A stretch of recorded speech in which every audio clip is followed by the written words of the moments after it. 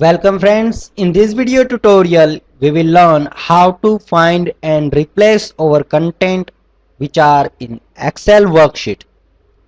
So we have table in which we have some data, but what if you have thousands of rows and if you want to replace particular row by any other content but you don't know where their row is.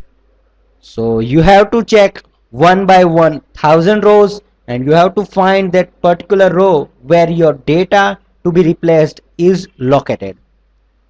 So this is the very time consuming method and it is very dirty method to find and replace the content. But Excel provides very interactive and easy way to find and replace contents of Excel worksheet. So let's see how to find and replace content of Excel worksheet. So one command is given in editing options.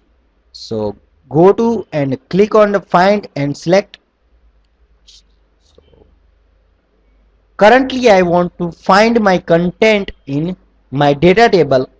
So I am clicking on to the find command. In find what text box you have to enter what do you want to find. So I want to find my date and click on find next. Now our cell is located at date cell.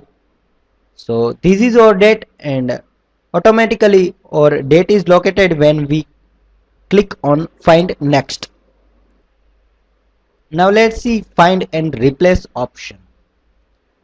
I want to find minimum. So I will click on find next. So minimum is found at cell B24 and I want to replace minimum with capital minimum. So I am writing replace with minimum which is in caps letter and I want to replace minimum with caps letter. So I am clicking on to the replace button. So now small letter minimum is replaced with minimum with capital letters. So this is the use of find and replace.